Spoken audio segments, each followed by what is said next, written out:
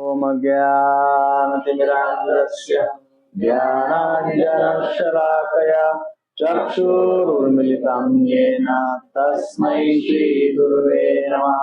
श्रीचैतन्यमनोभीष्टं स्थापितं येन भूतले स्वयं रूप कदा मह्यं ददाति स्वपदान्तिकम्। वन्देऽहं श्रीगुरु श्रीयुतपदकमलम् श्रीगुरून् वैष्णवांश्च श्रीरूपं साग्रजातं सहगणा रघुनाथान्वितं तं सजीवं साद्वैतं सावधूतं परिजनसहितं कृष्णचैतन्यदेवं श्रीराधा कृष्णपादान् सहगणान्वितं हे कृष्ण करुणा सिन्धु दीनबन्धो जगत्पते गोपेश गोपिका कान्त राधा कान्त नमोस्तुते। तप्त कांचन गौरांगी श्रीराधे वृंदावनेश्वरी वृषभानुसुते देवी प्रणमामि हरिप्रिये। वाञ्छाकल्पतरुभ्यश्च कृपा सिन्धुभ्य एव च पतितानां पावनेभ्यो वैष्णवेभ्यो नमो नमः। जय श्री कृष्ण चैतन्य प्रभु नित्यानंद श्री अद्वैत गदाधर श्रीवासादि गौर भक्त वृंद। हरे कृष्ण कृष्ण कृष्ण हरे हरे, हरे राम राम राम हरे हरे, हरे कृष्ण कृष्ण कृष्ण हरे हरे, हरे राम राम राम हरे हरे, हरे कृष्ण कृष्ण कृष्ण हरे हरे, हरे राम राम राम हरे हरे।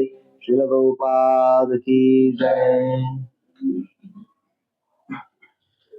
श्री राधा गिरधारी भगवान की जय, श्री राधा माधव भगवान की जय, श्री जगन्नाथ बलदेव सुभद्रा मैया की जय। स्मिताई गौर प्रेमानंदे हरि हरि हरि हरि बोल। श्रील प्रभुपाद की जय। सो आप सभी का स्वागत है। आज क्लास लेट शुरू हो रहा है, उसके लिए क्षमा चाहते हैं।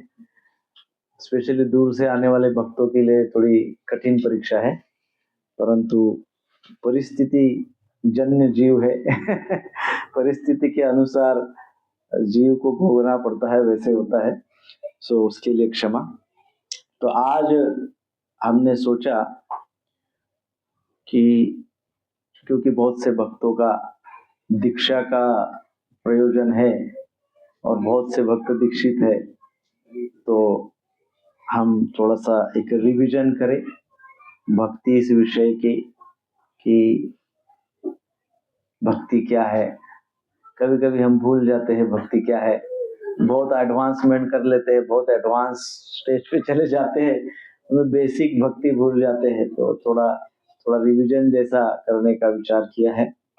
सो हम जब चर्चा करते हैं शास्त्र की, तो सबसे पहले शास्त्र हमारे तक तभी पहुंचता है जब गुरुदेव की कृपा होती है। बिना गुरु की कृपा से शास्त्र हमारे गले नहीं उतरता है। हाँ, सुन तो लेते हैं, समझ लेते हैं, परंतु एप्लीकेशन हमारे आचरण में नहीं उतरता है। गुरुदेव की कृपा से ही शास्त्र हम समझ सकते हैं। सो बहुत सारे अनर्थ होते हैं, बहुत सारे कर्म पीछे लगे हुए होते हैं, बहुत सारा प्रारब्ध होता है, और फिर साथ ही साथ क्रियमान अनर्थ भी बहुत होते हैं। कर्मों के साथ बहुत सारे अनर्थ हमारे साथ रहते हैं। तो हाउ कैन अनर्थ बी डिस्ट्रॉयड? अनर्थों को कैसे डिस्ट्रॉय कर सकते हैं, कैसे समाप्त कर सकते हैं, है ना? ये एक बड़ी गहन समस्या हमारे सामने है कि हाउ टू डिस्ट्रॉय ऑफेंसेस, कैसे इन अनर्थों को दूर कर सकते हैं। और उसमें कुछ उस प्रश्न के उप प्रश्न भी है। विशेषकर निताई गौरांग महाप्रभु नित्यानंद प्रभु ये विशेष कृपा करते हैं और पहले कृपा की है कृष्ण बलराम जी ने, फिर गौर निताई उन्हीं का विस्तृत रूप। सो भगवान श्री कृष्ण और उनके दाऊ भैया बलराम जी, उनको जरा शांत करिए, बहुत जोर से चला रहे। सो बलराम जी और भगवान श्री कृष्ण, बलराम जी के पास हल है और भगवान श्री कृष्ण के पास बांसुरी है। एक हलधर है, एक बांसुरी है। तो बलराम जी के पास हल क्यों है? हाँ, और भगवान कृष्ण के पास बांसुरी क्यों है? ऐसी दो बातें हमारे मन में आती है और इन बातों से ही हम गुरु तत्व को समझेंगे और फिर गुरुदेव का स्वभाव क्या होता है, कैसे अनर्थों को दूर करते हैं, उसकी हम चर्चा करेंगे। भगवान बलदेव जी, बलराम जी गुरु तत्व है ना, ये हम सब जानते हैं। बलराम जी क्या है? गुरु तत्व है। और गुरु तत्व के हाथ में यदि हल है तो इसका कोई बहुत डीप मीनिंग है। गुरु तत्व के पास, गुरुदेव के पास, महागुरु के पास हल है। सो इसका हल का अर्थ क्या होता है?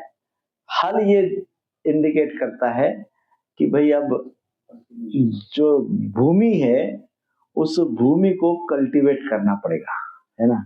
भूमि बंजर है, भूमि ठीक ठाक नहीं है और भूमि को क्या करना पड़ेगा? कल्टीवेट करना होगा। हल जोत के उसको ठीक ठाक करना होगा, कल्टीवेट करना होगा। तो इसका अर्थ है कि हमारी हृदय रूपी भी भूमि जो है वो क्या है?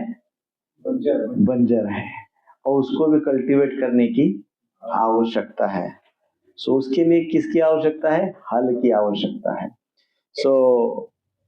जब तक हल नहीं चलेगा तब तक बंजर भूमि सुपीक नहीं हो सकती है, फर्टाइल नहीं हो सकती है ना। बरोबर है कि नहीं? जो हमारी हृदय रूपी भूमि पे जब तक हल नहीं चलता तब तक हमारी हृदय रूपी भूमि उपजाऊ नहीं हो सकती है, फर्टाइल नहीं हो सकती है, उपजाऊ नहीं हो सकती है।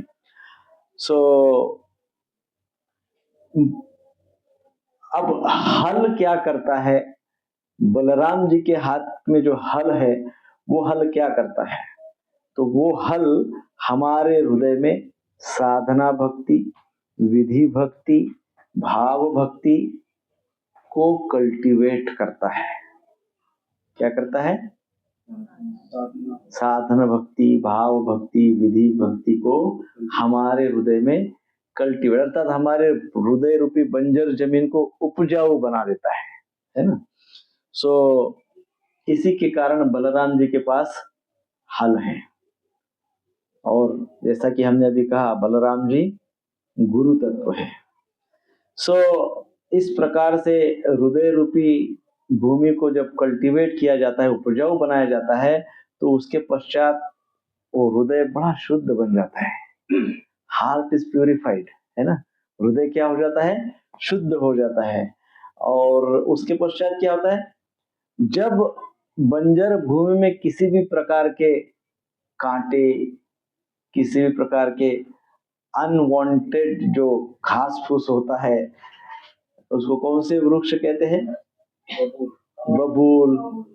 और जो अनवांटेड है ये सब निकल जाते हैं, कांटे निकल जाते हैं।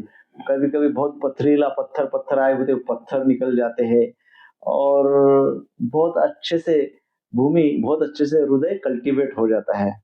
और जब बहुत अच्छे से सॉफ्ट, भुसभुसित तो जो भूमि है एकदम सॉफ्ट हो जाती है, होती है ना। जब एकदम सॉफ्ट भूमि हो जाती है तब उसमें सीड बोया जाता है। ऐसा ही होता है ना। इसी प्रकार से जब हमारे हृदय रूपी भूमि एकदम मृदु हो जाती है, फेवरेबल हो जाती है भक्ति के लिए, उसके पश्चात भक्ति का बीज वो मृदु भूमि में बोया जाता है ना। ऐसे ही भक्ति स्टार्ट नहीं होती है। कोई सोचेगा हमने क्या ले लिया, माला कर लिया, जब हो गई भक्ति शुरुआत, नहीं होती है वो। हमको ओनली फील गुड फैक्टर है हमको अच्छा लग रहा है इसलिए हम कर रहे हैं। तो भक्ति क्यों कर रहे हैं? हमको अच्छा लग रहा है इसलिए कर रहे हैं। मंदिर क्यों जा रहे हैं? हमको अच्छा लग रहा है इसलिए कर रहे हैं। जप क्यों कर रहे हैं? हमको अच्छा लग रहा है इसलिए कर रहे हैं। हमको मन को बड़ा अच्छा लग रहा है। किसको अच्छा लग रहा है? और कृष्ण को वो तो पता नहीं हमको। तो भक्ति किसको कहते हैं? जब तक हृदय सॉफ्ट नहीं होता है, हृदय जब तक मृदु नहीं होता है, तब तक भक्ति रूपी बीज को बोया नहीं जा सकता। जब तक हृदय सॉफ्ट नहीं होता है तब तक भक्ति रूपी बीज को नहीं बोया जा सकता। और जब उसको बोया जाता है तो बोने के पश्चात उसको पोषण भी करना पड़ेगा। ओनली बो दिया कि हो गया क्या? ठीक है, हम मंदिर में जा रहे और आ रहे, हो गया। मंदिर के प्रोग्राम अटेंड कर रहे, हो गया। तो क्या करना पड़ेगा? तो वो बोला गया है कि जब बीज उस मृदु भूमि में बोया गया, हृदय रूपी भूमि में, तो उसको पानी तो डालना पड़ेगा, जल से पोषित करना होगा उसको। तो जब इस प्रकार से हम जल से पोषित करते हैं तो वो जो हमने भक्ति का जो बीज उसमें डाला है, वो भक्ति का बीज अंकुरित होता है। अंकुरित होते होते फिर उसकी वेली बन जाती है। लता वेली कहते हैं ना, भक्ति बीज लता, वो फिर वो वेली बन जाती है, लता बन जाती है ना।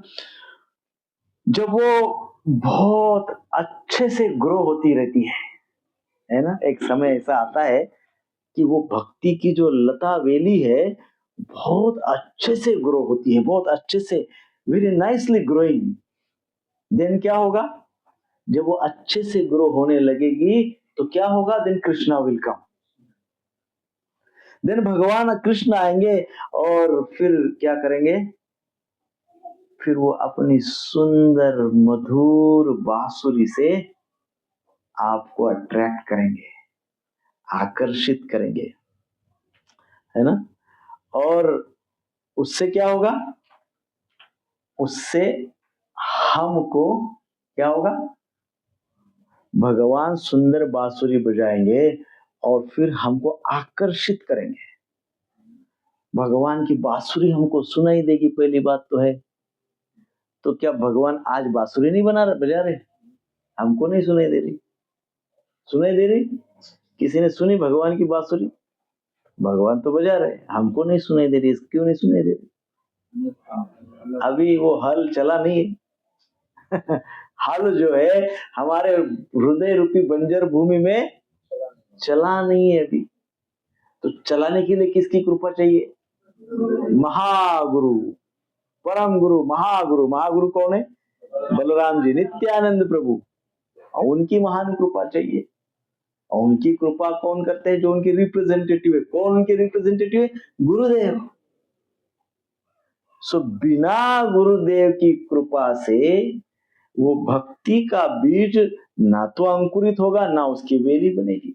सो अंकुरित होगा, उसकी वेली बनेगी। सुंदर वेली जब बढ़ती जाएगी तब कृष्ण को भी अच्छी वो वेली अच्छी लगेगी देखने को, कि सुंदर भक्ति लता बढ़ रही है। तो उसको देखकर कृष्ण प्रसन्न होकर बांसुरी बजाएंगे और बांसुरी हमको सुनाई देगी, है ना। जब कृष्ण की बांसुरी सुनाई देती है तो क्या होता है?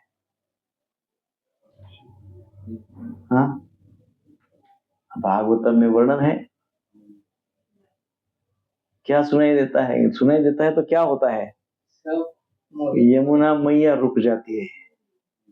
वो जल जो है वो पत्थर बन जाता है और जो पत्थर है वो पिघलने लगते हैं। इसलिए आप जो चरण पहाड़ी देखा आपने?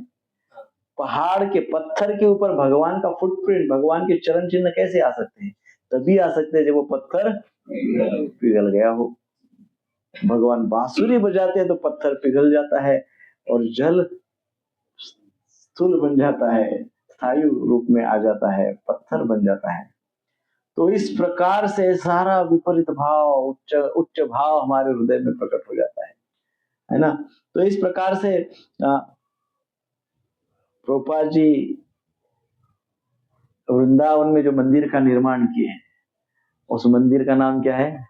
कृष्ण बलराम मंदिर। क्यों कृष्ण बलराम मंदिर है? First cultivation and then attraction. कर्षण अधिक आकर्षण, दैट्स वाई कृष्ण बलराम। कर्षण अर्थात क्या? कर्षण अर्थात खोद के निकालना, हल चलाना। कर्षण वो कौन करता है? बलराम जी। आकर्षण कौन करता है? बांसुरी बजाई।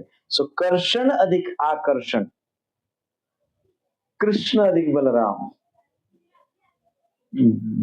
निताई गौरांग, है ना। सो इस प्रकार से हमारे हृदय में भक्ति लता वेली, भक्ति लता बीज स्फुरित होता है, परंतु कर्षण अधिक आकर्षण के कारण, कर्षण अधिक आकर्षण। सो कृष्णा जब अपनी बांसुरी, मधुर बांसुरी से जीवों को आकर्षित करते हैं, अट्रैक्ट करते हैं, कर्षण करते हैं, तो सारे अनर्थ निवृत्ति हो जाती है और व्यक्ति को गोलोक धाम प्राप्त हो जाता है ना। सो सबसे इम्पोर्टेंट बात क्या है? गोलोक धाम प्राप्ति, भगवान का धाम प्राप्त करना, कृष्ण को प्राप्त करना, go back to Godhead. परंतु इसमें सबसे पहले बलराम जी अपना हल उपयोग करते हैं।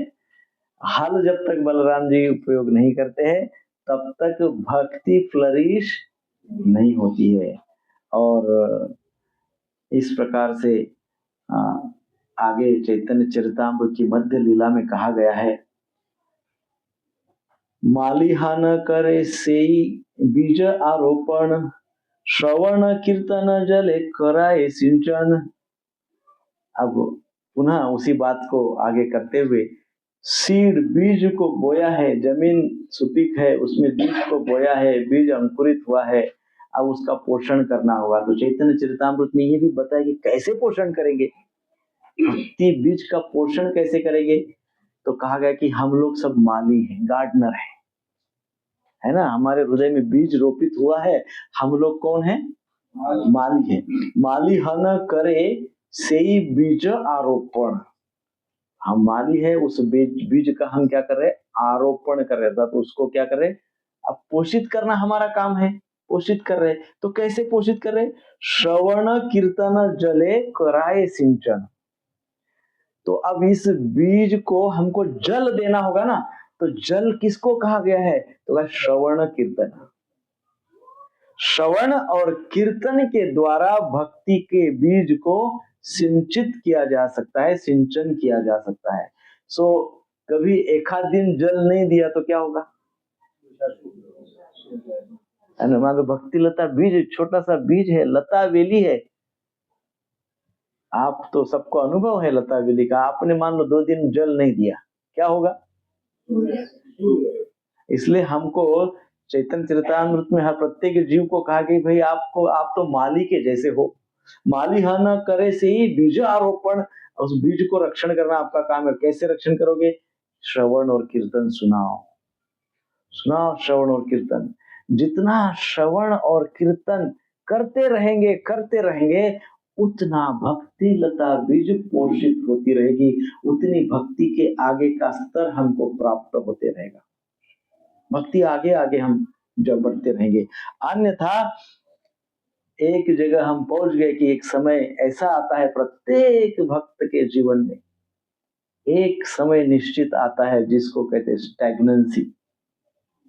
भक्त स्टैग्नेंट हो जाता है, उसको लगता है बस बहुत कर लिया, इतना ही करता हूँ बहुत काफी है, 16 माला जप करता हूँ, 4 नियम का पालन करता हूँ, मोर देन सफिशिएंट इन कलियुग। ऐसा अपने आप को कन्विंस करता है devotee at one point of time in life. So उससे होता क्या है?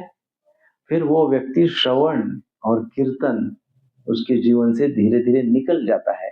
और जब धीरे धीरे श्रवण और कीर्तन निकल जाएगा तो क्या होगा? हम जल नहीं दे रहे हैं, जल नहीं दे रहे हम लता बेली को, तो जल नहीं देके सिंचन नहीं करेंगे तो भक्ति सूख जाएंगे। धीरे धीरे धीरे धीरे व्यक्ति भक्ति से दूर हो जाएगा। सो ये बहुत बड़ी प्रिकॉशन है, बहुत बड़ी प्रिकॉशन है।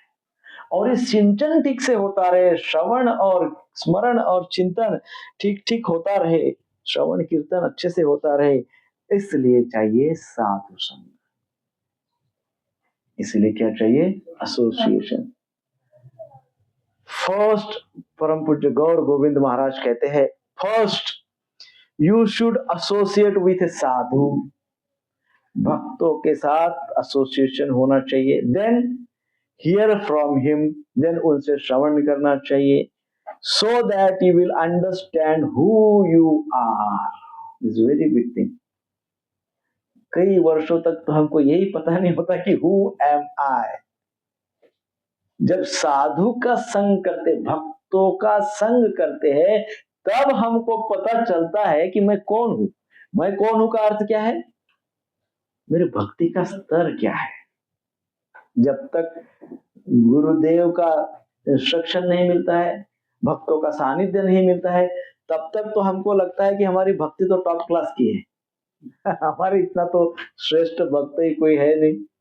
परंतु जब हम इस प्रकार से सानिध्य में भक्तों के आते हैं, गुरुदेव की इंस्ट्रक्शंस को समझने का प्रयास करते हैं, तब हमको लगता है क्या कि मैं कौन हूं। मुझे पता चलता है द लेवल ऑफ कॉन्शियसनेस, भक्ति का स्तर पता चलता है। So if you water the seed gradually by the process of shravan and kirtan, the seed will begin to sprout. This shravan, hearing from the lip of Guru Sadhu and chanting under his guidance, is watering the seed. गौर गोविंद महाराज क्या कहते हैं? गौर गोविंद महाराज कहते हैं कि साधु से, भक्तों से, गुरुदेव से श्रवण करना और उनके आश्रित होकर उनके मार्गदर्शन में जप करना, उनके आश्रित रहकर उनके मार्गदर्शन में जप करना, उसको कहा गया है वाटरिंग द सीड, सिंचन करना।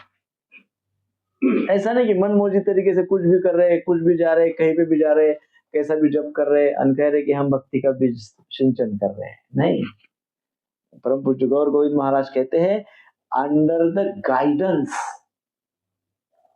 है ना।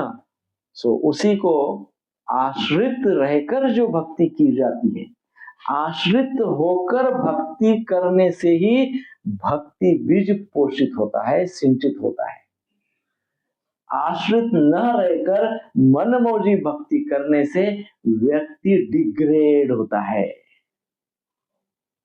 बहुत ज्यादा चांस है डिग्रेडेशन के, बहुत ज्यादा चांस है, डिग्रेड हो जाता है व्यक्ति। हमको डिग्रेड नहीं होना है, हमको अपग्रेड होना है। सो अपग्रेड होने के लिए हमको क्या करना है? We need shelter. So then you should take shelter of Gurudev, और उसी को कहा गया पाद आश्रय, श्री गुरु पाद आश्रय। तब गुरुदेव के चरण कमलों का आश्रय प्राप्त होता है, करना चाहिए। अदौ श्रद्धा तथा साधु संग। In the beginning there must be अदौ श्रद्धा। शुरुआत को श्रद्धा होना बहुत आवश्यक है। यदि शुरुआत को श्रद्धा नहीं है तो आगे कुछ नहीं होगा, है ना। इसलिए श्रद्धा को भक्ति की जननी कहा गया है। क्या कहा गया है? Mother of devotion. Who is the mother of devotion? Shraddha, faith, deep faith, deep faith, deep faith. जब भी मैं कहूंगा शास्त्र में जो फेथ या श्रद्धा, इस शब्द को जब भी उच्चारण किया जाता है तब समझना चाहिए गाढ़ी श्रद्धा। कैसी श्रद्धा? Deep faith. जब भी फेथ ये बात होगी तब ऊपरा ऊपरी नहीं, डीप फेथ, अदो श्रद्धा तथा साधु संग। सो इनिशियली बहुत डीप फेथ चाहिए। जब डीप फेथ होगा, गाढ़ी श्रद्धा होगी, तभी व्यक्ति को भक्तों का संग करने की मति होगी, है ना। विद शुद्ध भक्त के साथ एसोसिएट होने का भाव तभी होगा व्यक्ति को जब वो साधु का संग करेगा, एसोसिएशन करेगा। और एसोसिएशन तब भी करेगा जब उसके पास फेथ होगा। तो क्या क्या बोला हमने अभी तक? श्रद्धा फर्स्ट इज फेथ, फाउंडेशन, जननी, मदर ऑफ डिवोशन। फेथ होगा तो व्यक्ति क्या करेगा, धीरे धीरे शुद्ध भक्तों के एसोसिएशन के लिए प्रयास करेगा। भक्ति रसामृत सिंधु 1.4.15 में इसका वर्णन बहुत विस्तृत है, यदि आप पढ़ना चाहे तो पढ़ सकते हैं। This is what is Gurupad आश्रय। इसको ही गुरुपाद आश्रय कहते हैं। जो दीक्षा लेना चाहते हैं और जो दीक्षित है, सभी को ये बात निश्चित ध्यान में रखनी होगी कि मनमौजी भक्ति ना करें, भक्ति आश्रय में रह के करे, गुरु परंपरा के, गुरु तत्व के आश्रय में रहकर भक्ति करे। संसार में बहुत प्रलोभन है, बहुत कुछ बातें अच्छी अच्छी लगती हैं। हमारे गुरुदेव से, हमारे गुरु परंपरा से डेविएट नहीं होना चाहिए।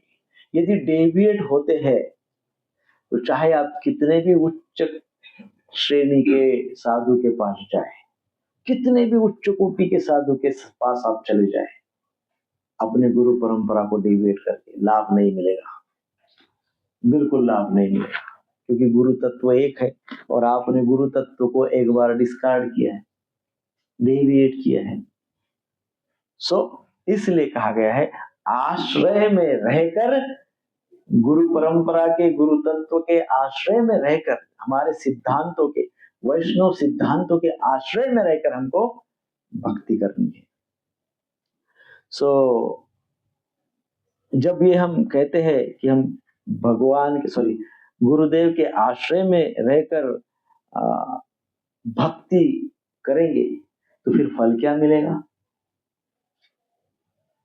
यदि गुरुदेव के, गुरु परंपरा के, गुरु तत्व के आश्रय में भक्ति करेंगे तो ऐसी आश्रय में होते हुए भक्ति करने का लाभ क्या होगा? तो उस प्रकार से भक्ति करने का लाभ होता है कि जितने भी हमारे हृदय में अनर्थ है, सारे अनर्थ नष्ट हो जाते हैं।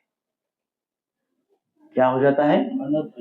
हृदय के अनर्थ नष्ट हो जाते हैं। कब?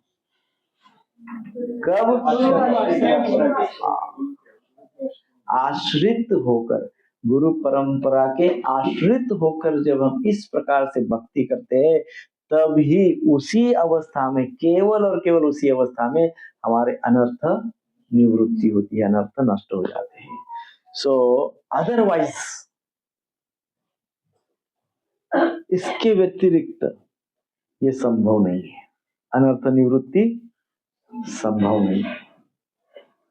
क्योंकि यदि हमको आश्रय में ही रहने का संस्कार नहीं हुआ है तो हम मनमौजी हो जाएंगे। और मनमौजी होने का सबसे बड़ा धोखा क्या है? सबसे बड़ा धोखा अहंकार, ईगो। मनमौजी भक्ति करने से व्यक्ति का अहंकार बहुत बढ़ता है और वो अहंकार भगवान को सहन नहीं होता है। इससे भगवान को बहुत एलर्जी है, अहंकार से भगवान को एलर्जी है, वो उसको सहन नहीं करते। इसलिए हमको आश्रय में रहना है। अपने स्वयं के प्रयास से हमको कुछ प्राप्त नहीं होगा। प्रयास तो हमको करना है, परंतु आश्रित होकर, गुरु कृपा के साथ, गुरु परंपरा के प्रति आश्रित होकर। भक्ति विनोद ठाकुर जी कहते हैं, My brothers, those are very eager to develop all these good qualities. Don't be lazy. बोलते हैं भक्तों, मेरे बंधुओं, सुनो, आप अच्छे गुणों को अपने अंदर डेवलप करना चाहते हैं, विकसित करना चाहते हैं, तो लेजी मत बनो, आलसी मत बनो। पहली बात, क्या मत बनो? आलसी मत बनो। हम कई डायमेंशंस में आलसी होते हैं, है ना। हमारे अंदर कम अधिक मात्रा में कहीं ना कहीं आलस होता है। तो पहला प्रिंसिपल क्या है? आलसी मत बनो। Don't waste time. First, don't be lazy. Second, don't waste time. हमको पता होना चाहिए कहाँ टाइम वेस्ट हो रहा है। हम वेस्ट ही करते जा रहे हैं, हमको पता ही नहीं है टाइम वेस्ट हो रहा है। डोंट वेस्ट टाइम, दूसरी बात बताते हैं। और फिर क्या कहते हैं? बट इमीडिएटली, तुरंत, विदाउट डिले, किसी भी प्रकार का डिले न करते हुए, टेक साधु संग, तुरंत साधु का संग स्वीकार करो।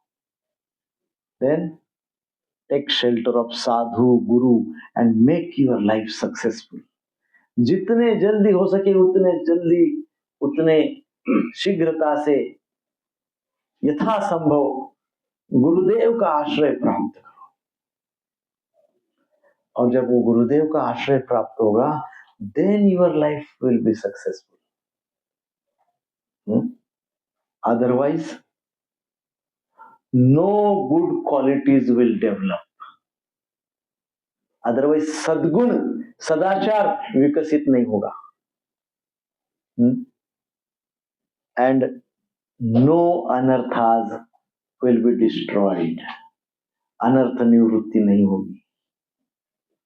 भक्ति विनोद ठाकुर कहते हैं, you may develop some material qualities. Shrimad Bhagavatam में इसका वर्णन है, पुष्टि करते हुए श्रीमद् भागवतम का उदाहरण देते हैं।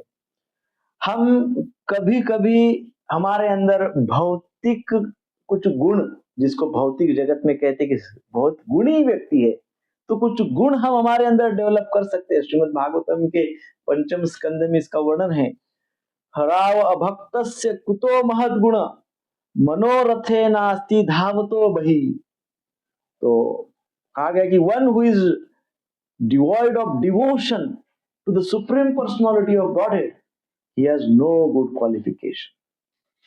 जो भगवान की भक्ति नहीं करता है, तो उसके पास कभी भी कोई भी गुण नहीं हो सकता है।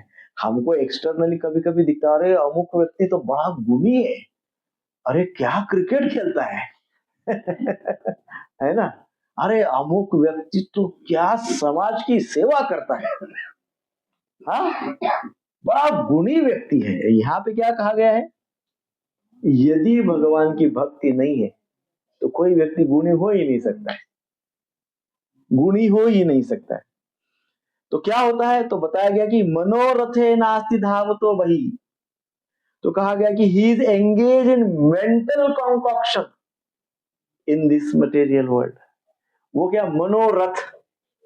मेंटल कॉन्कॉक्शन संस्कृत शब्द बहुत सुंदर है। मनोरथ, बहुत सुंदर बढ़िया रथ बनाया उसने, बहुत सुंदर रथ बनाया। किसका रथ? मन का रथ बनाया, मनोरथ। Which is concoction of his mind. वो सत्य नहीं है, वो भ्रम है, और उसमें उस मेंटल कॉन्कॉक्शन में ही रह रहा है। सो इन दिस मटेरियल वर्ल्ड, इस प्रकार के मनोरथ करने वाले बहुत लोग होते हैं। हमको एक्सटर्नली गुणी भी लगते हैं, सदाचारी भी लगते हैं, किसी का बुरा भी नहीं करते हैं, परंतु भक्ति भी नहीं करते हैं भक्ति भी नहीं करते हैं। सो ये जो है, ये मटेरियलिस्टिक अप्रोच है। और जैसे भक्ति विनोद ठाकुर में ठाकुर जी ने कहा है कि कितना भी आप मटेरियली सद्गुणी हो जाओ, यदि भगवान की भक्ति नहीं करते हैं तो अनर्थ निवृत्ति नहीं होगी, है ना। सो मनोरथ means a chariot produced by mental concoction. हम सबके मनोरथ रहते हैं ना, किसी का ये मनोरथ, किसी का वो मनोरथ, किसी का वो मनोरथ। गोपियों का मनोरथ क्या था? उनका मनोरथ रियल रथ था, मनोरथ नहीं था। वो कृष्ण को चाहते थे। तो आगे इसके वर्णन में कहा गया है इस श्लोक के Shrimad Bhagavatam 5.18.12, such a person's chariot which is driven by his own mental speculation runs here and there. हाँ? जो ऐसा मनोरथ बनाता है तो फिर उसका रथ इधर उधर दौड़ते रहता है। कहा गया इन लॉर्ड्स एक्सटर्नल एनर्जी, बहुत सुंदर बोला है। ये मनोरथ दौड़ रहा है, ये रथ है, दौड़ रहा है यहां वहां एक्सटर्नल वर्ल्ड में, भौतिक जगत में दौड़ रहा है मनोरथ। बहुत कभी सिनेमा हॉल में दौड़ता है, कभी चौपाटी पे दौड़ता है, कभी कुछ कोई बहुत ग्लैमरस अट्रैक्शंस होते हैं उधर दौड़ता है मनोरथ दौड़ रहा है एक्सटर्नल वर्ल्ड में। बट यहाँ पे क्या कहा गया है कि वो runs here and there in the Lord's external energy. उस भौतिक जगत को कहा गया है बाह्य शक्ति। तो ये मनोरथ जो है भगवान के बाह्य शक्ति के प्रति ही अट्रैक्ट रहता है। इसका अट्रैक्शन क्या है? भगवान की external energy, not internal energy. He has no good qualities. ऐसे व्यक्ति के पास कोई गुड क्वालिटीज नहीं होती है at all. From material point of view, भौतिक जगत, भौतिकता के यदि संदर्भ में सोचे तो थोड़ी बहुत क्वालिटीज उसके पास होती है, परंतु आध्यात्मिकता के साथ अनुसार सोचे तो he has no good qualities. उसके पास कोई गुड क्वालिटीज नहीं है। He might be an expert worker, बहुत एक्सपर्ट कामगार हो सकता है मटेरियल वर्ल्ड में। वेरी इंटेलिजेंट, बहुत बुद्धिजीवी हो सकता है मटेरियली, और बहुत ऑपुलेंट हो सकता है, बड़ा ऐश्वर्यशाली हो सकता है materially, like Ravana, like Hiranyakashipu, they are all opulent, है ना? ऐसे हो सकता है। But all this material qualities are not good qualities, not godly qualities. Without Krishna Bhakti, all these so-called good qualities have no value at all. बिना कृष्ण भक्ति के ये सारी की सारी क्वालिटीज, सो कॉल्ड क्वालिटीज, तथाकथित गुण, उसको क्या कहा है? No value at all. इसकी कोई भी वैल्यू नहीं है। ये हमको कब पता चलता है? अंतिम क्षण, जब व्यक्ति हेल्पलेस हो जाता है, कोई भी ऑपुलेंस उसके काम नहीं आता है, कुछ नहीं कर पाता है व्यक्ति, हेल्पलेस, अंतिम समय, तब उसको लगता है कि कुछ और है जो वैल्यूएबल है, जो मूल्यवान है। मैंने जो अभी तक कुछ किया उसका तो अभी कुछ मूल्य ही नहीं है। जो मूल्यवान है वो कुछ और है। वो क्या है? कृष्ण भक्ति। श्रीमद् भागवतम 11वां स्कंद 14वां अध्याय 22वां श्लोक 11, 14, 22। धर्म सत्य दये पे तो विद्या वा तपसान्विता मद भक्त्या पेतम आत्मानम न सम्यक प्रमुताति ही। आ गया धर्म सत्य दयोपेतो। धर्म अर्थात रिलीजियस एक्टिविटी, सत्य अर्थात ऑनेस्टी, बहुत ऑनेस्ट हूं, बहुत धार्मिक हूं, बहुत ऑनेस्ट हूं, बहुत दयाशील हूं। धर्म सत्य दया पे, बड़ा रिलीजियस माइंडेड हूं, बड़ा ऑनेस्ट हूं, बहुत ही काइंड नेचर का हूं, दयावान हूं, दयाशील हूं।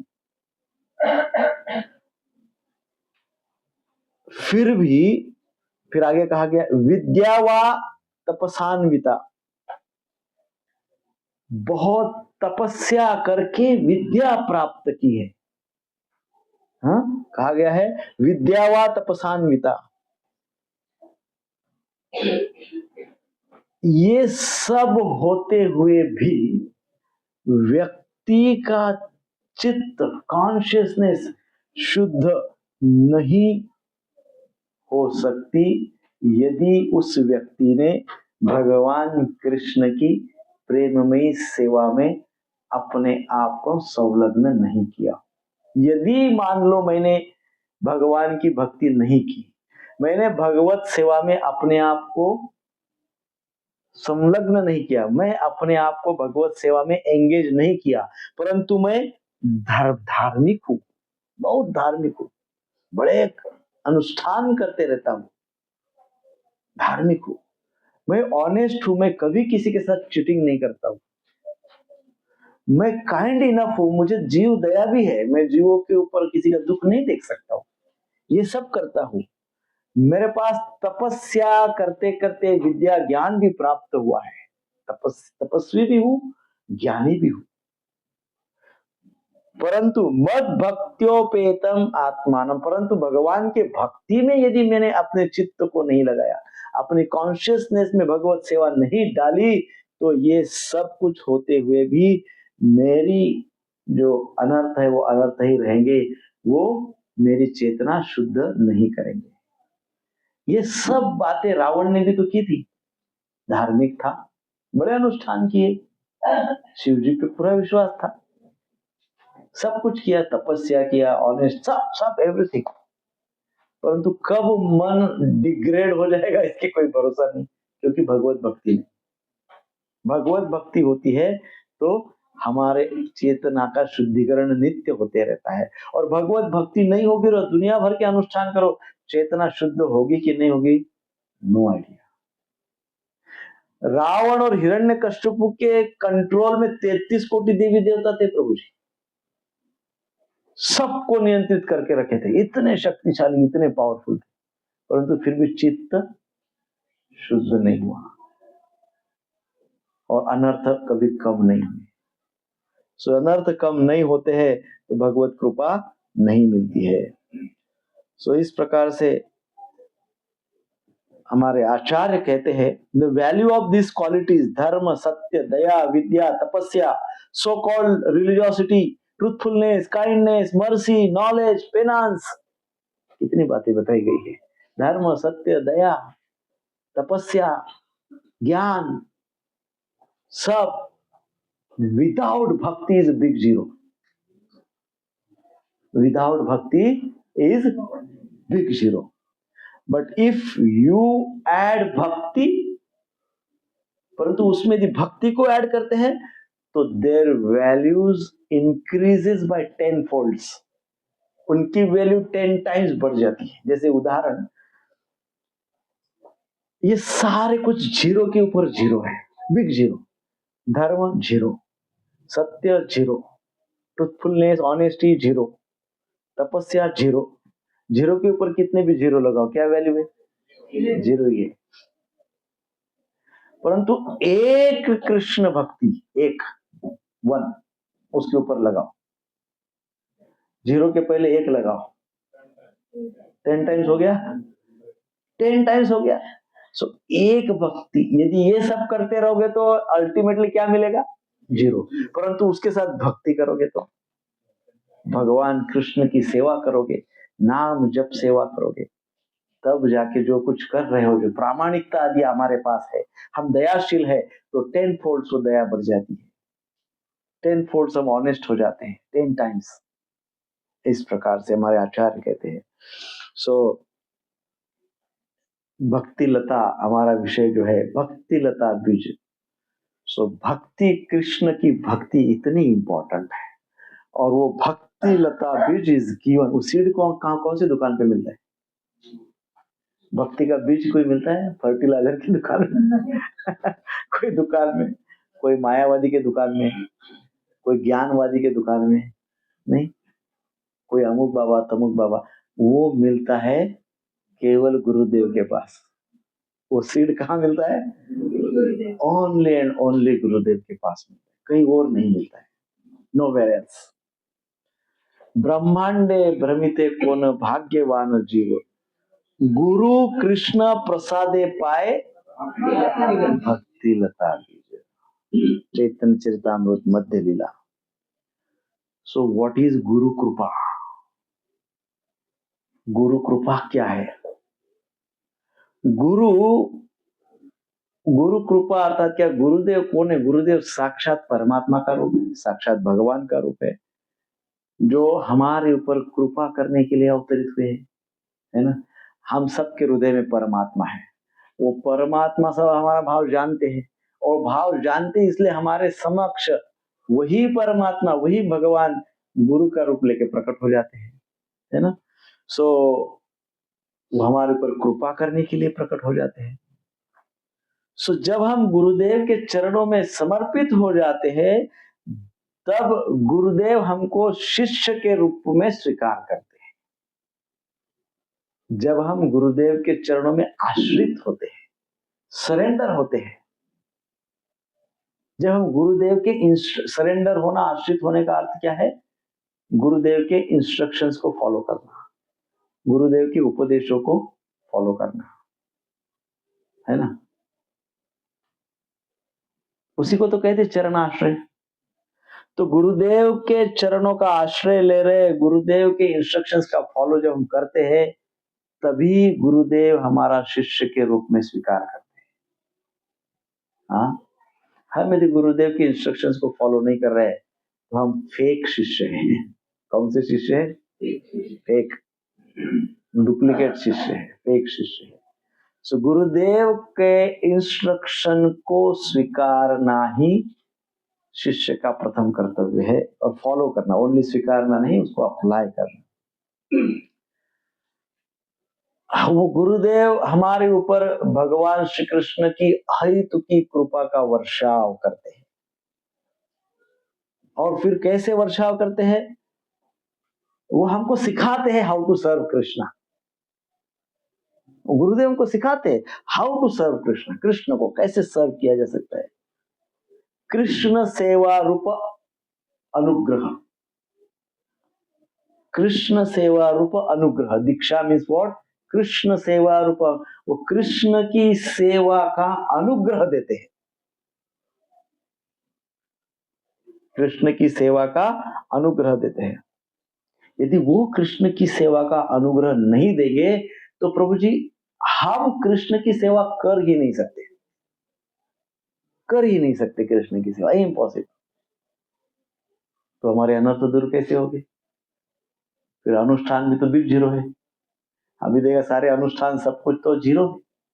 कृष्ण की सेवा जब ऐड होती है तभी वो 10 टाइम्स बढ़ते हैं, और कृष्ण की सेवा हमको गुरुदेव देते हैं।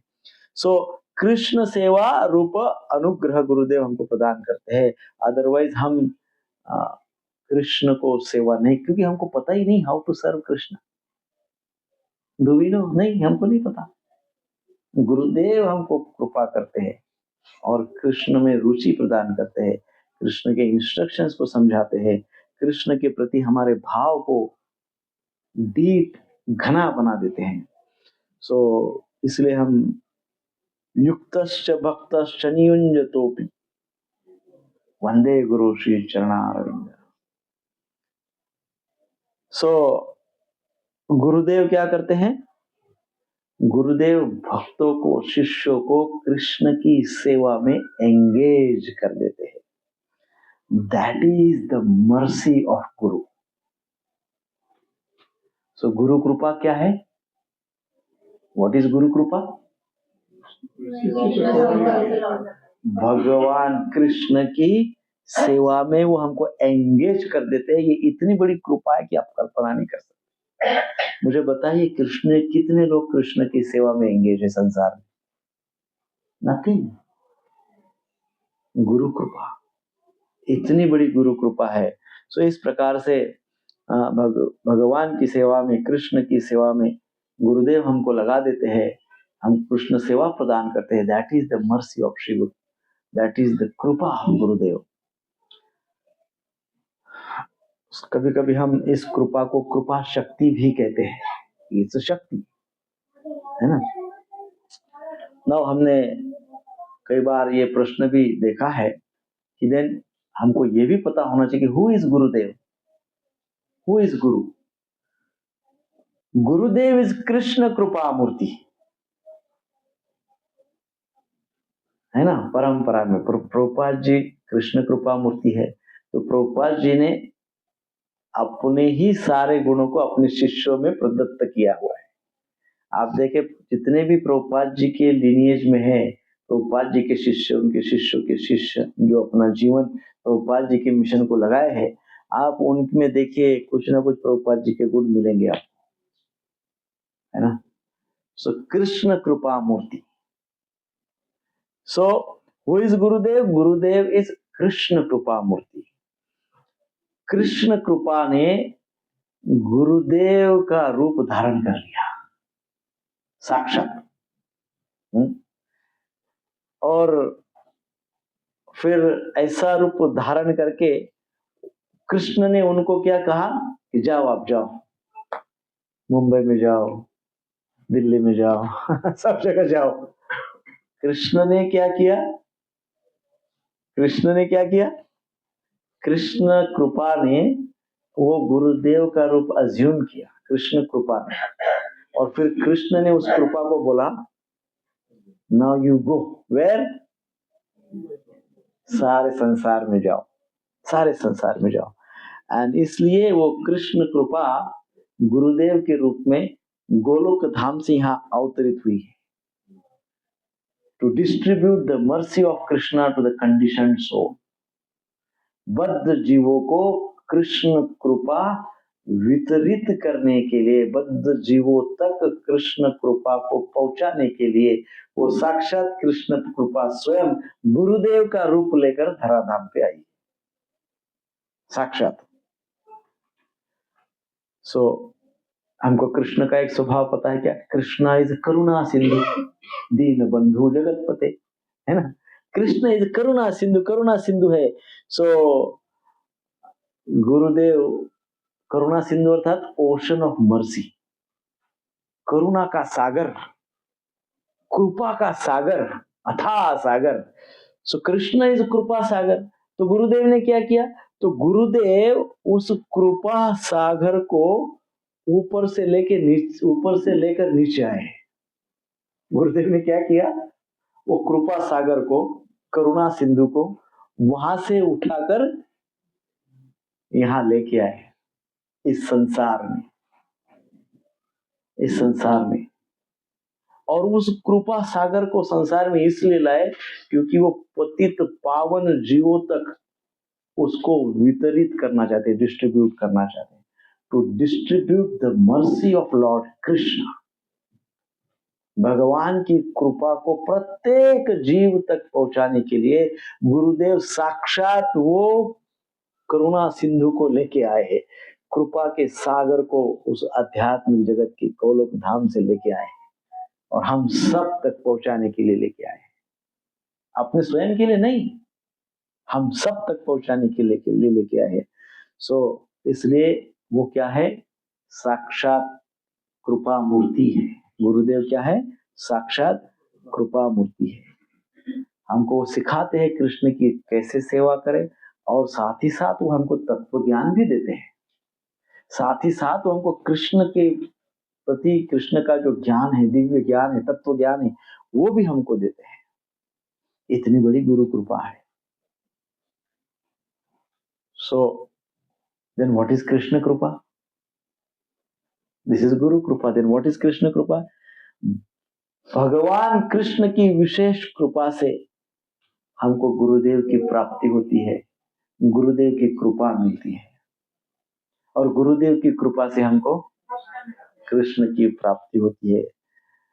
सो दस इस प्रकार से कृष्ण कृपा एंड गुरु कृपा इंटरडिपेंडेंट। कृष्ण कृपा से गुरु कृपा मिलती है, गुरु कृपा से कृष्ण कृपा मिलती है। सो कृष्ण कृपा से कौन मिलते हैं हमको? गुरुदेव की प्राप्ति होती है।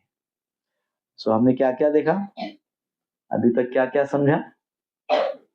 हरे कृष्णा कृष्ण कृष्ण हरे हरे, हरे राम राम राम हरे। क्या क्या समझा? रिलीजियस एक्टिविटीज कर ले, ऑनेस्टी लाए, सब कुछ लाए, लेकिन भक्ति नहीं है तो big zero, big zero. Yes, भक्ति ऐड करेंगे तो टेंफुल हो जाता है। मुझे उस कृष्ण कृपा में, कृष्ण कृपा में। पहले क्या सीक्वेंस से बोलिए ना। Without Guru can not understand शास्त्र। गुरुदेव तो है, परंतु गुरुदेव से हमको वो प्राप्त करना है। सो इसलिए शास्त्र का सार ये है कि भक्ति लता बीज हमको गुरुदेव की कृपा और कृष्ण की कृपा से मिलता है। सो हमको दोनों की भी कृपा चाहिए। उसके लिए यदि जब मिल जाता है बीज, यदि हमको मिल गया तो बीज को रेगुलर वाटरिंग, पोषण, हमको सिंचन उसका करना होगा। जैसा कि श्लोक हमने पहले ही कहा था, माली हाना करे से बीज आरोपण, श्रवण कीर्तन जले कराए चिंतन। चैतन्य चरितामृत मध्य लीला 19वां अध्याय 152 श्लोक। तो उस प्रकार से जो बीज बोया जाता है, सिंचित होता है, ग्रोथ होता है, और वो ग्रोथ होते होते होते होते तबे याय तद उपरी गोलोक वृंदावन, कृष्ण चरण कल्प वृक्ष करे आरोहण।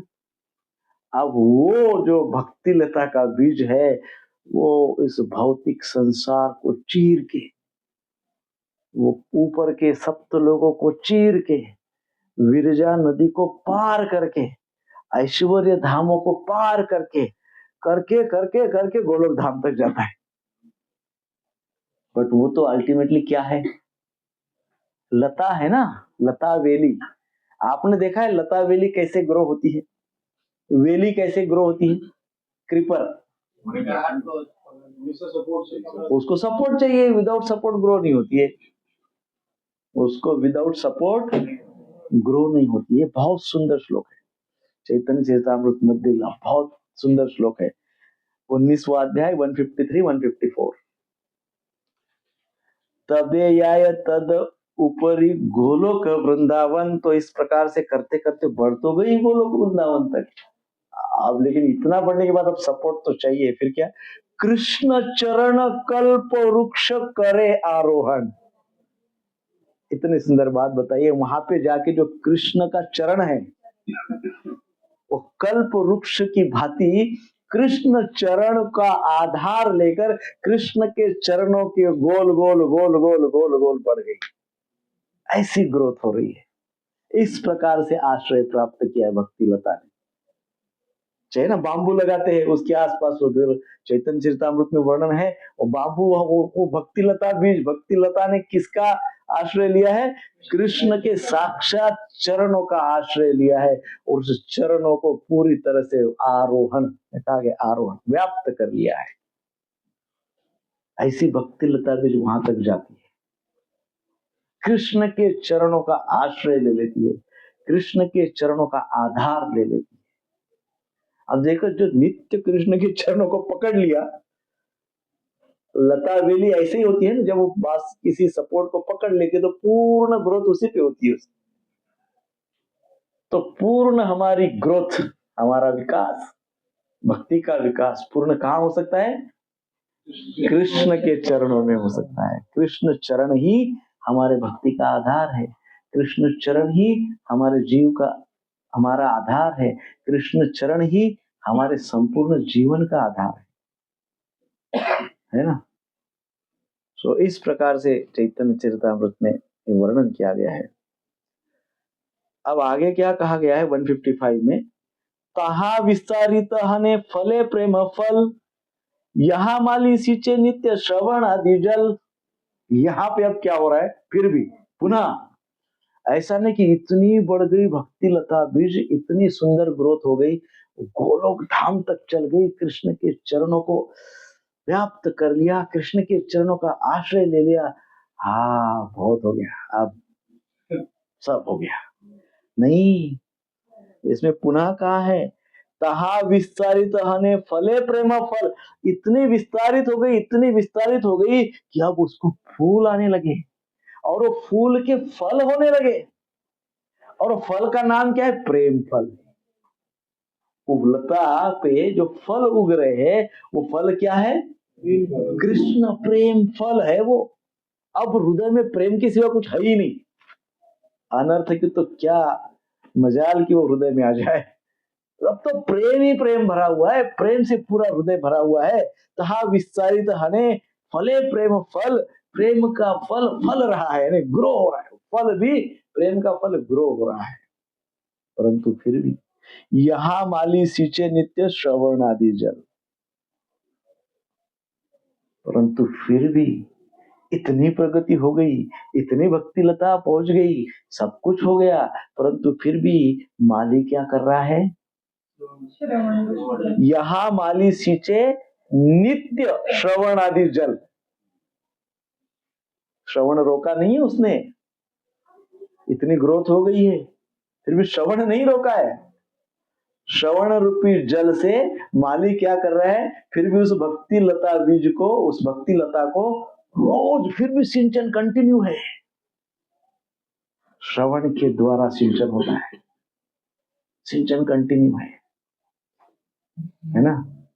श्रवण भगवान के नाम का श्रवण, भगवान के रूप का श्रवण, भगवान के गुणों का श्रवण, भगवान के लीलाओं का श्रवण।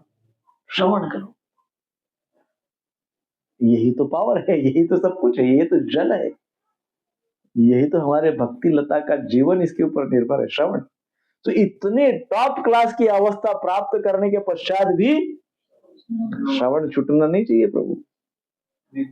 पहला तो श्रवण क्या है? हरे कृष्ण कृष्ण कृष्ण हरे हरे, हरे राम राम राम हरे हरे। वो जो जब हम करते हैं उसको श्रवण करो। नाम श्रवण, रूप श्रवण, गुण श्रवण, लीला श्रवण, श्रवण ही श्रवण श्रवण करना चाहिए। सो इस प्रकार से it must go on and on and on and on and on, infinity. Shravan continuous. अब यहाँ पे तो प्रिकॉशंस है कुछ। इतना सुंदर सुंदर सब कुछ है, इतनी दिव्य भक्ति है, इतना प्रेम पूर्ण भाव है। कृष्ण का चरण उपलब्ध है भक्ति के लिए, कृष्ण का आधार हमको मिल रहा है, कृष्ण की कृपा हमको मिल रही है, गुरुदेव की कृपा हमको मिल रही है, भक्ति की ग्रोथ हो रही है। क्या सुंदर जीवन है प्रभु। क्या चाहिए जीवन में और? कुछ चाहिए? इतना सुंदर जीवन है, कितनी कृपा है गुरुदेव की। कभी एकांत में बैठ के इसका जरा थोड़ा सा अपने जीवन रूपी ग्रंथ को खोलिए। जीवन रूपी ग्रंथ में अनेक पन्ने हैं, एक एक पन्ना पीछे पलटिए, पीछे जाइए पीछे जाइए पीछे जाइए पीछे जाइए। कुछ ऐसे पन्ने हैं होगे जीवन के, बड़े डिस्टर्बिंग हो गए। कहाँ थे हम?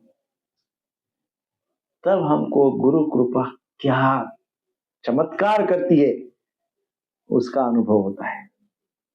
हमारा स्वयं का ही देखिए ना, अपना अपना, कहाँ हम थे और कहाँ है। ये क्या है? ये गुरु कृपा है। परंतु यहां हमको रुकना नहीं है, on and on and on and on चलते रहना है। श्रवण और गाढ़ा करना है, श्रद्धा और गाढ़ी करनी है, सेवा और गाढ़ी करनी है, निस्वार्थ सेवा होती रहनी चाहिए। ये सब करने में प्रिकॉशंस क्या है, धोखे क्या है, डेंजर्स क्या है? कुछ धोखे भी है, कुछ डेंजर्स भी है। तो हमारे आचार्य कहते हैं सबसे पहला धोखा है मैड एलिफेंट, पागल हाथी का। इतना सुंदर भक्ति लता बीज बोया है, हृदय में पहले बलराम जी ने हल जोता है और हल से हमारे बंजर हृदय को फर्टाइल बना दिया है, उपजाऊ बना दिया है, सुपीक बना दिया है। फिर उसमें सीड का रोपण हुआ है, भक्ति लता उत्पन्न हुई है, भक्ति लता गोलोक धाम गई है, इतना सब हुआ है। परंतु एकाध कभी पागल हाथी आ गया तो इस भक्ति लता को एक क्षण में अपने पैर के नीचे रौंद कर चला जाएगा, एक क्षण भी नहीं लगेगा।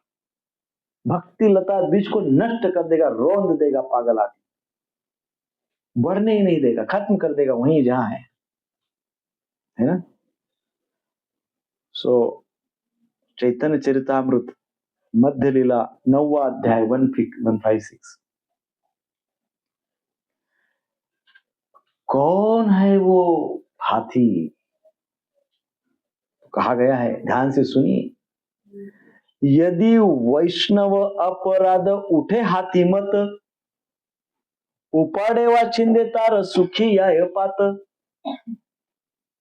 वैष्णव अपराध, वैष्णव निंदा, वैष्णव अपराध, ये ऐसा पागल हाथी है कि वो भक्ति लता को अपने पैरों के नीचे रौंद कर खत्म कर सकता है।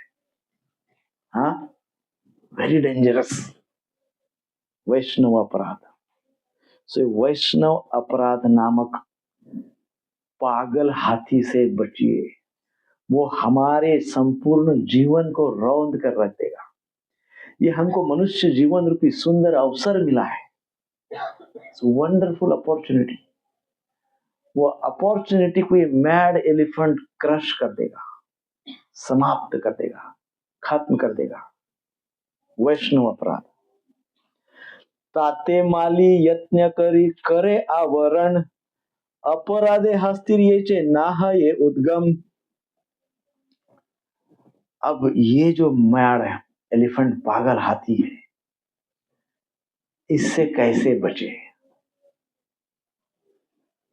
तो इसमें कहा गया है, ताते माली यत्न करी करे आवरण। जो माली है वो प्रयत्न करता है, यत्न करी, वो प्रयत्न करता है और बड़े अथक परिश्रम करके। हाँ, माली क्या करता है? बड़े अथक परिश्रम करके, कहा गया है, करी आवरण, उस भक्ति वेली को, भक्ति लता वेली को एक प्रोटेक्टिव शील्ड बना देता है। हाँ, कौन? माली फेंसिंग कर देता है। प्रोटेक्टिव शील्ड कहा गया, उसको फेंसिंग कर देता है। सो वो पावरफुल मैड एलिफेंट उस भक्ति लता को नष्ट ना कर सके, इस प्रकार से फेंसिंग कर देता है। सो वैष्णव अपराध करने का नेचुरल टेंडेंसी कई बार होता है भक्तों में, नेचुरली हो जाता है, उसको पता ही नहीं चलता है। वो नेचुरली हो जाता है, आदत से मजबूर हो जाता है। क्या करे, कैसे करे? How to do? कैसे उस वैष्णव अपराध से बचे? कौन सा आवरण? कहा गया है, माली क्या करता है? आवरण लगा, फेंसिंग कर देता है। कौन सा फेंसिंग करे? कौन सा फेंसिंग करे? कुछ दिन पहले हमारे मंदिर में हिज ग्रेस अनुत्तम प्रभु जी आए थे, प्रभुपाद डिसाइपल। उन्होंने बहुत सुंदर प्रेजेंटेशन दिया। उन्होंने उस प्रेजेंटेशन के एक पार्ट में बताया सबको कि सब लोग, अब है ना, सब लोग उठो, क्लास चालू, क्लास में सब लोग उठो और सब एक दूसरे का एप्रिसिएशन करो, एप्रिशिएट ईच अदर, प्रशंसा करो सब, कोई, माता जी प्रभु जी माता जी, सब, कोई बंधन नहीं, किसी को जो पहचान के नहीं भी है, सब एप्रिशिएट करो एक दूसरे को। जाओ इंडिविजुअली, जाओ एक के पास, कोई गुण आपको उनका याद है तो बोलो, आपका ये गुण मुझे बहुत प्रभावित किया, आपका ये स्वभाव मुझे बहुत प्रभावित किया, आपका ये इंस्ट्रक्शन मुझे बहुत प्रभावित, व्हाटएवर, आपके अंदर ये गुण बहुत अच्छा है, मैं सीखना चाहता हूं। ऐसा उन्होंने एक्सपेरिमेंट, क्या कहते हैं, वो सेमिनार में एक्सरसाइज करवाई। So that is shielding, that is a fencing of वैष्णव अपराध। किसी वैष्णव के प्रति यदि अपराध करने का बहुत भाव उमड़ रहा है ना, कभी वो इतना उमड़ता है, कंट्रोल नहीं कर सकते। उस वैष्णव का एक तो अच्छा गुण होगा, वो एक अच्छा गुण पहला प्रशंसा करो उसकी, पहले प्रशंसा करो उस वैष्णव की, प्रशंसा करो। 99 दुर्गुण दिख रहे होगा, एक अच्छा गुण दिख रहा होगा, वो एक ही गुण को एक्सपांड करो। धीरे धीरे वो जो टेम्पो है आपका अपराध करने का, अपराध करने की जो उत्कंठा है एकदम हाई लेवल की, वो धीरे धीरे रिड्यूस हो जाएगी, स्लोली स्लोली रिड्यूस हो जाएगी। सो ये मैड हाथी से बचने का एक आसान तरीका है ना। देन केवल अब मैड हाथी से ही, पागल हाथी का ही खतरा नहीं, और भी बहुत खतरे हैं। हाँ, कभी कभी जो भक्ति लता बेली बढ़ रही है, तो बढ़ते बढ़ते कभी कभी उसके आजू बाजू में अनवांटेड घास फूस भी उगता है। हाँ, हाँ, वो उगता है। तो अब ये जो सारे अनवांटेड वीड्स एंड व्हाटएवर जो भी कुछ आता है, घास काटे, छोटे छोटे अनवांटेड प्लांट्स भी आते हैं, ये सब कुछ आता है। कई दूसरे अनवांटेड क्रीपर भी आ जाते हैं। ये भक्ति लता है, कोई भौतिक लता भी आ जाती है बाजू में। है ना। भौतिक लता अर्थात क्या, भौतिक लता ये कहा गया अनवांटेड क्रीपर्स सच एज इंद्रिय भोग, मटेरियल एंजॉयमेंट। तो वो जो ऐसी आसपास में घास वीड्स लता है, ये सब जो आ रही है, इससे भी हमको बचना होगा। तो अनवांटेड क्रीपर्स, जिसको क्या कहा गया है, अनवांटेड क्रीपर्स, ये क्या है, मुक्ति का भाव, भगवान में विलीन हो जाने का भाव, संसार को शून्य समझने का भाव, उसके पश्चात इंद्रिय भोग करने का भाव, अनकंट्रोल्ड डिजायर्स का भाव, निषिद्ध आचरण, उसको कहा है योषित संग। अब निषिद्ध आचरण रूपी घास उग जाती है, भक्ति लता तो बढ़ रही है, लेकिन आसपास में घास उग रही है, कौन सी, निषिद्ध आचरण रूपी घास। निषिद्ध आचरण उसको कहा योषित संग, अर्थात सिंपल भाषा में समझो, ब्रेकिंग रेगुलेटिव प्रिंसिपल्स। जो हमारे नियमित हमको रेगुलेटिव प्रिंसिपल्स बताए गए हैं, वो रेगुलेटिव प्रिंसिपल्स तोड़ना। कभी कोई चाय एक आध बार ऑफर कर दिया तो पी लेना, कभी कोई प्याज लहसुन वाला ऑफर किया तो चलता है बोलना, एक आध बार क्या फर्क पड़ता है, इतने बड़े लोग हैं, हमको ऑफर किया खा लिया। ऐसे लोग बोलते हैं, दिस इज बैड। ये एक भक्ति लता के पास में फिर घास फूस उग रहा है, भक्ति लता को कमजोर कर देगा निषिद्ध आचरण रूपी घास। तो निषिद्ध आचरण था ब्रेकिंग रेगुलेटिव प्रिंसिपल, जो श्रील प्रभुपाद जी ने हमको 4 नियमों का पालन करने के लिए बोला है, उस पे कॉम्प्रोमाइज करना, अर्थात भक्ति लता बीज के आसपास घास फूस उगने देना, है ना। जिनका दीक्षा हो, जिनका भाव है दीक्षा जो चाहते हैं, उन भक्तों को इन सब बातों से बहुत ध्यान रखना चाहिए। इसका अर्थ ये कदापि नहीं है कि जिनकी दीक्षा हुई है उन्होंने ध्यान नहीं रखना चाहिए। इस सभी के लिए बहुत कड़क इंस्ट्रक्शन है ना। नहीं तो हमने अनुभव किए प्रभु जी, जब इस प्रकार से निषिद्ध आचरण रूपी घास फूस भक्ति लता के बीज आसपास में आता है, धीरे धीरे धीरे धीरे वो जो घास है उसकी स्पीड और भक्ति लता की स्पीड सेम होती है उगने की। जिस स्पीड से भक्ति लता बढ़ रही है उसी स्पीड से वो घास फूस भी बढ़ता है। तो एक समय तो ऐसा आता है कि भक्ति लता का स्पीड डाउन हो जाता है और घास फूस का स्पीड भयंकर हो जाता है। और जब घास फूस का स्पीड भयंकर हो जाता है तो पहला सिम्टम सत्संग में आना धीरे धीरे कम होता है। फर्स्ट थिंग, व्यक्ति सत्संग से कट मारता है धीरे धीरे। काम तो बहुत आते हैं उसको, बरोबर सत्संग के समय आते हैं एवरी टाइम। धीरे धीरे सत्संग से दूर होता है, धीरे धीरे देन नेक्स्ट भक्तों से दूर होता है, देन नेक्स्ट शास्त्र से दूर होता है, देन नेक्स्ट भक्ति में जीवन से दूर होता है। बहुत डेंजरस है, हमने बहुत लोगों के साथ देखा है ये होते हुए। सो इसलिए क्या है, निषिद्ध आचरण रूपी जो घास फूस है उसको उगने मत दो। निषिद्ध आचरण रूपी जो भी कुछ काटे पौधे या घास उग रहा है उसको ना उगने दो। निषिद्ध आचरण को तुरंत करेक्ट करो, संकल्प शक्ति को बढ़ाओ। निषिद्ध आचरण को कैसे ठीक करेंगे? संकल्प शक्ति को बढ़ाओ। संकल्प शक्ति को बढ़ाना होगा। यहाँ तो पदम पदम आपदम, भागवत में कहा है आपको, हर क्षण आपदाएं होगी, समस्याएं होगी, परीक्षाएं होगी, टेस्टिंग होगी, भयंकर हर क्षण होगी। परंतु हर क्षण हमारा संकल्प भी डबल पावर होना चाहिए। संकल्प उतनी दृढ़ता, उतना ही फोकस्ड, उतना ही डेडिकेशन, कई गुना गाढ़ी श्रद्धा होनी चाहिए। तभी हम फाइट कर पाएंगे, तभी ये अनवांटेड घास कट हो जाएगा, अन्यथा नहीं होगा।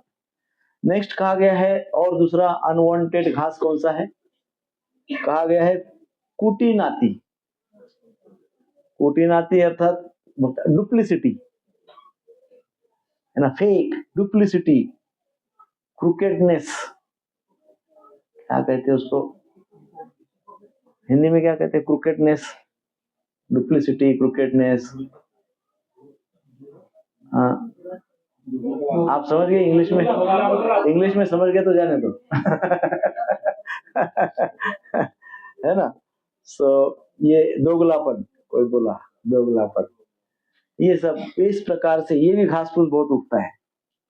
कुछ नहीं, डुप्लिसिटी, डुप्लीकेट, उसको और भी कहते हैं ड्यूअल पर्सनालिटी। भक्तों में तो भक्त है, भक्तों का कम्युनिटी छोड़ा कि बाहर तो भयंकर अभक्त है। इसको कहते कुटी नाटी। ये तो काटेरी पेड़ है, काटेरी पौधा है, पूरे काटे ही काटे लगे उसके ऊपर। डुप्लिसिटी, ड्यूअल पर्सनालिटी है ना, एक ही व्यक्ति की दो डायमेंशंस ऑफ पर्सनालिटी, यहाँ कुछ और वहां कुछ और। तो इससे तो भक्ति होगी, मिलेगी ही नहीं, वेरी बैड, भक्ति नहीं मिल सकती है ना। देन आता है जीव हिंसा रूपी कांटे, जीव हिंसा रूपी तृण। जीव हिंसा रूपी तृण उग रहा है भक्ति लता के। जीव हिंसा क्या? आप तो कहेंगे हम तो प्योर वेजिटेरियन है। हम कहा जीव हिंसा करते, परंतु किसी भी जीव के प्रति ईर्ष्या रखना ये जीव हिंसा के समान है। ईर्ष्या, कोई भी जीव के प्रति ईर्ष्यालु यदि हम हो गए तो it is as good as jeev hinsa. यदि ईर्ष्या हमारे हृदय में है किसी के भी प्रति, तब भी हमारी भक्ति ग्रो नहीं करेगी, तब भी हमारे भक्ति लता बेली गोलोक तक नहीं जा पाएंगे। सो हमको ईर्ष्या, जेलसी, इसको भी दूर करना है। लाभ, पूजा, प्रतिष्ठा। लाभ, पूजा, प्रतिष्ठा तथा नेम, फेम एंड प्रेस्टीज। यदि हम अपना नाम करना चाहते हैं, कृष्ण का नहीं, हम कृष्ण के नाम को प्रसिद्ध नहीं करना चाहते, अपने नाम को यदि प्रसिद्ध करना चाहते, नाम हम प्रसिद्ध होना चाहते, फेम, हमारे पास अमुक अमुक मान लो कला होगी, भगवान तो कलाकार है, कलाकार तो भगवान ही है, हमारे पास तो एक आधी कला गलती से आ गई, तो मेन कलाकार तो कौन है? कृष्ण है। सारी कलाओं का भंडार तो वो है, वही तो हमको कला एक आधी दे देते, ये ले जाओ इसका यूज करके मेरे तक पहुंचो। परंतु हमारा भाव हो जाता है उसके पीछे प्रसिद्धि का, लोग मेरी प्रशंसा करे, सब मेरा जय जयकार करे, फिर प्रतिष्ठा, सब मेरा सम्मान करे, प्रत्येक व्यक्ति में दिखा तो मेरे को हरे कृष्ण करना ही चाहिए, नहीं किया तो मेरा अपमान हो जाता है, प्रतिष्ठा। सो नाम मतलब नेम, फेम एंड प्रेस्टीज, लाभ, पूजा, प्रतिष्ठा, इसको कहा गया है। सो ये जो है उपशाखाएं है, ये मनुष्य के भक्ति में जीवन को ध्वस्त कर देती है। तो पहला मैड एलिफेंट है, सबसे खतरनाक है, कौन? वैष्णव अपराध। इट्स वेरी डेंजरस, खत्म ही कर देता है भक्ति को। अपराध करते करते करते करते करते करते एक व्यक्ति है, मुझे बहुत बार मिलते हैं, मुझे पता नहीं, बहुत वर्षों पहले प्रभु जी, उनके घर पे मैं प्रवचन देने जाता था, वंस वाइल, दहीसर में, वंस वाइल, कभी कभी बुलाते थे वो लोग, मैं जाता था। तो ऐसा ही कुछ वैष्णव अपराध हो गया, मतलब मैड एलिफेंट आ गया, उसने तहस नहस कर दिया। अब वो व्यक्ति आसपास ही रहते कई मंदिर के, आपने देखा भी होगा, कभी फेस्टिवल डेज पे वो मेरे पास आता है, मुझे प्रणाम वगैरह सब करते हैं, लेकिन माला तोड़ के फेंक दिया, तिलक नहीं लगाते, कुछ नहीं करते, कुछ नहीं करते, बड़ी बड़ी बातें करते बड़ी बड़ी बातें करते। लेकिन मैंने डे 1 से ही देखा भयंकर वैष्णव अपराध प्रभु जी, मंदिर में जितने भी सब भयंकर। और मैं कभी कभी बोलता भी था कि प्रभु छोटा मुंह बड़ी बात नहीं करना चाहिए हम छोटे लोग हैं, हमको क्या करना है, बड़े बड़े भक्त लोग इतना जप तप करते हैं, वो जाने, उनका काम जाने, अपन अपना काम करे। एक दो बार हमने समझाया भी उनको, लेकिन वो नहीं समझे। बाद में एकदम उनका यही रूप दिख गया हमको एक दिन, अरे प्रभु क्या हो गया, कंठी माला सब, अरे प्रभु जी अब बस हो गया कोई कोई भक्त हमको कहे अभी तक हमको क्या मिला भक्ति करके, जो हम भक्ति करें, ये क्या है, इसका अर्थ क्या है?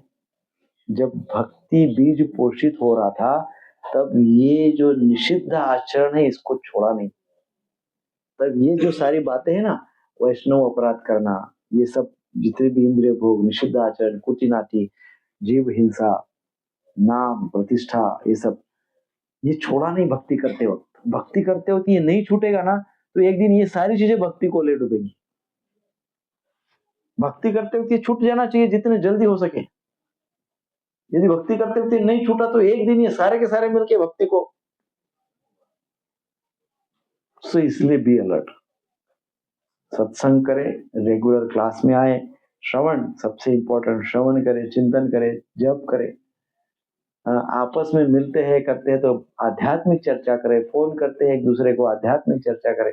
भक्त लोग, प्रभु जी लोग आपस में एक दूसरे को फोन करते रहना चाहिए, और फोन पे आध्यात्मिक बातें करना चाहिए। दुनियादारी का क्या करना है हमको?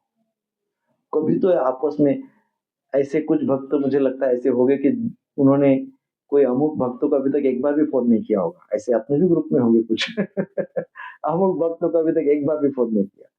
तो ऐसा नहीं होना, सब भक्तों ने आपस में संपर्क बनाए रखना चाहिए, और संपर्क में कुछ ना कुछ आध्यात्मिक बात 1-2 मिनट करना चाहिए, नॉट मिनट भी आधा घंटा, बट 2 मिनट 3 मिनट कर सकते हैं। माताएं भी अपने अपने बीच में माताओं के फोन करके कुछ आध्यात्मिक चर्चा 2 मिनट की चर्चा कर सकते हैं, बीच में ऐसे करते रहना चाहिए, है ना? तो ये इट्स ए काइंड ऑफ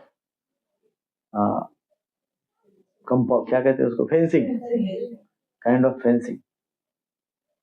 नहीं तो तुरंत अपराध शुरू हो जाता है। ऐसा नाम, किसी भक्त का नाम याद आने दो, 100-150 अपराध याद आ जाते हैं है कि नहीं? तो ये नहीं होना चाहिए। क्यों होता है ऐसे? क्योंकि भक्तगण आपस में आध्यात्मिक चर्चा नहीं करते, मटेरियल डिस्कशन करते। तो थोड़ा थोड़ा भौतिक चर्चाएं करते, सॉरी आध्यात्मिक चर्चाएं करनी चाहिए, भौतिक चर्चा को कम प्रमाण में, मतलब थोड़ा बहुत ठीक है, क्योंकि हम संसारिक लोग हैं, संसार की चर्चा होती है, परंतु संसार की ही चर्चा होगी तो फिर संसार हमको ले डूबेगा है ना? सो एक बार 5 मिनट में पूरे क्लास को रिवाइज करेंगे, टेक होम पॉइंट 2 मिनट में, एंड फिर एक आध दो प्रश्न हो तो। किसी का प्रश्न है? पहले प्रश्न।